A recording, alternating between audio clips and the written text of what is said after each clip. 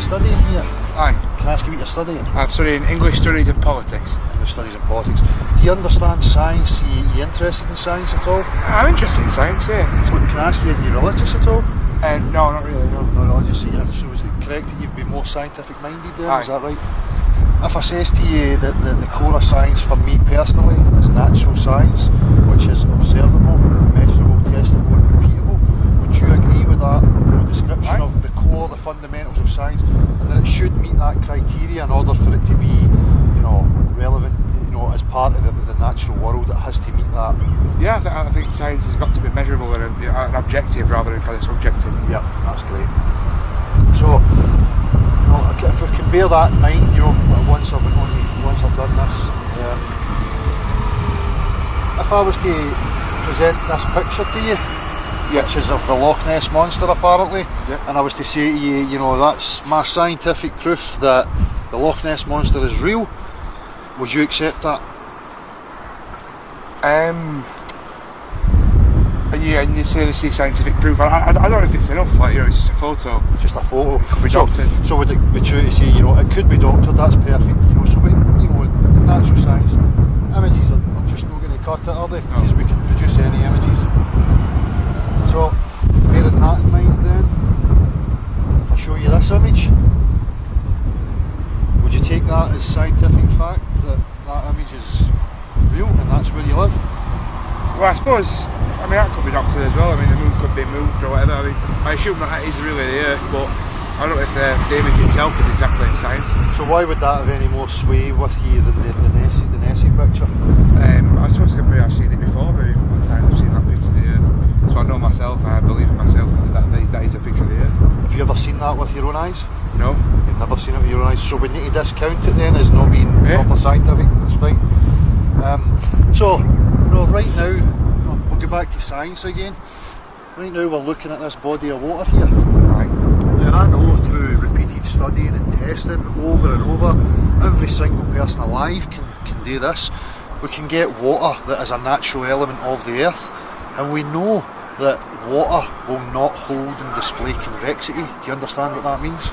Aye, so it's like, it doesn't show like convex shapes, yeah. Doesn't show you a lump. So if I was to show you this image here, I'm going to show you this image, and can you tell me if you agree with what you're seeing here, if you think that's accurate? I think that's accurate, that's what water looks like. That's what water looks like.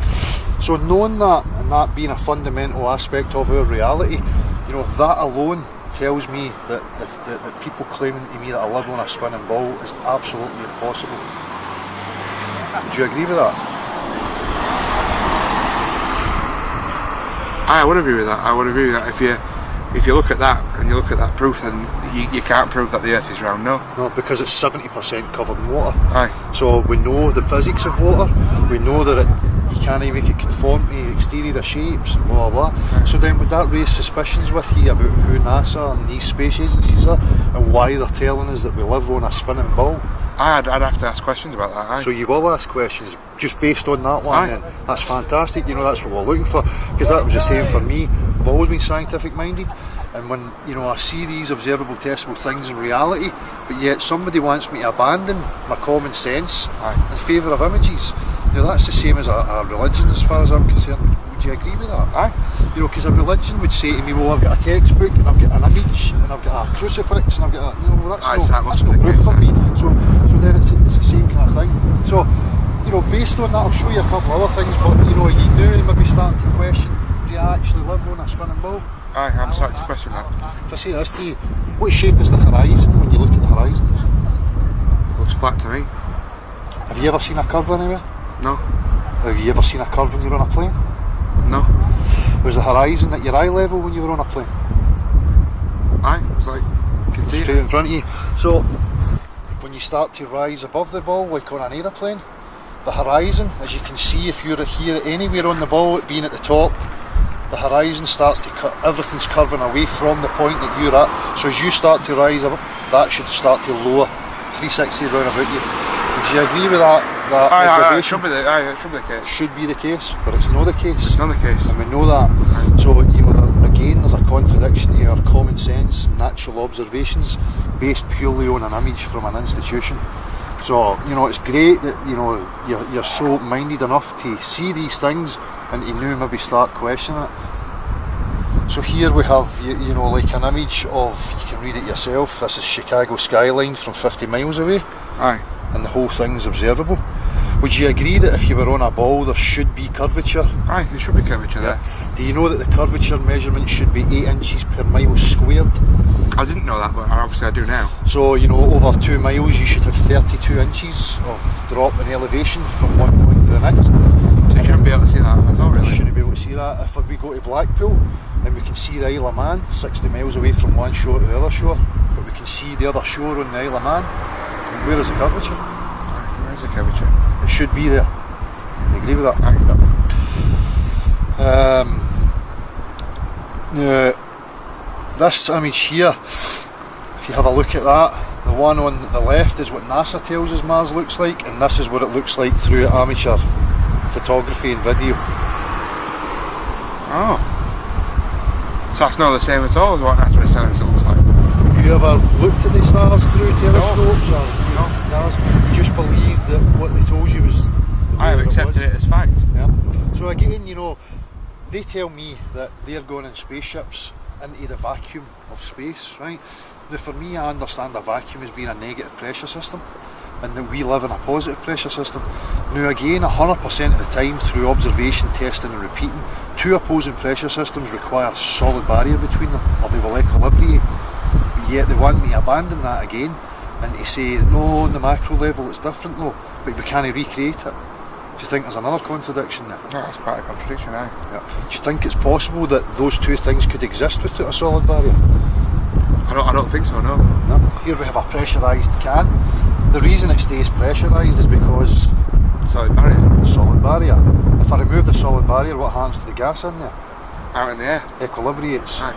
Right. But they want us to abandon these natural observations and think that on a macro level it's different. Although on any other scale, we can't observe, measure, test, repeat. So it's a serious contradiction. You know? Aye. This one here is the Danyang Kunshan Grand Bridge in China, 102 miles long. They do not take into curvature account, nothing. You can see here what the curvature should be based on a ball of 24,000 miles in circumference. And it just goes straight across. Yep. And obviously it's built across water and we know the water's flat, so there's not going to be any curvature. You know, because nobody can show you a practical example of water behaving like. We know it doesn't behave like that. Aye. You know, it's just these absurdities that are thrown out there. That's absurd. Yeah, and people take it for granted because purely on the images, they're swayed by these images. For me, you know, that's a serious issue. We shouldn't be abandoning common sense observations and reality in favour of somebody's images. There was another one here, sorry. This is Tim Peake. Ah, your man who did the space jump. No, that's true, that's jumping a little bit. See what's going on there? I can't really see the photo. Is that him supposed to be at the space station, right? Yeah. You're going to tell me that he's not at the space station? Well, here, what's this behind him here? Is that a green screen? Yep, well, it's a blue screen. Aye, same principle. That was captured when George Bush Senior was being wheeled through one of the NASA buildings, and on the screen in the background you had Timmy Peake here with a blue screen doing something with a ball or whatever. So it appears to me that they achieved most of these things using wires, trickery, green screens, in order to convince people that they are actually up there flying around in a tin can at 17,500 miles an hour. Are you aware that that's what they claim that it's doing? 17,500 miles per hour? I've heard that before, yeah, I heard about Tim Peake. He came back, didn't he? And they send rockets up that catch up with it and dock, and it's all Star Wars, you know, nothing ever goes wrong, everything's perfect. I mean, to me that's seriously suspicious, you know, especially when we can't even, you know, advance technology enough here so that there's no suffering, no homelessness, none of that kind of stuff. Right. You know, it just seems like a total absurdity. There's the other one I was going to show you here. So again, I showed you the Mars thing. Here we have Sirius through an amateur footage. That's all blue and all. Doesn't it look like a a solid-bodied planet, does it? I would encourage you, see if you type Nikon P900 stars into YouTube, there's loads of amateur photographers and video people now who are videoing these things, and they're amazing to see with your real eyes. No, they don't look anything like the images that these people have shown us. So, how do you feel about this? I feel like I've got a new outlook on the world, you know what I mean? I've had to open my eyes to a lot of things. Like, what are we giving the money to these people for? If they're $50 million a day they get. $50 million a day. Works out to 19 billion a year. That's what they get. That's that could be for homelessness. That could be, you know, there's soldiers and that living on the streets now. And why are they, you know? What have they ever offered us? What have they ever gave us? Why do we have suffering and people Just homeless? some guy messing around with a ball on a blue screen. You know, that's the problem with these people, that, you know, they seem to be fighting because, you know, it must be hard for them to want to give up that amount of money. Right. You know, and it would be in their best interest to perpetuate their nonsense and their lie to keep that funding coming in. Whereas people like us, we just don't accept it anymore, and, you know, we want the truth. Right. Yeah. So I'm going to give you a card. I go live on a Saturday night on my channel. We open up to anybody who thinks that they can provide proof that we live on a spinning ball. So far we've had absolutely nothing.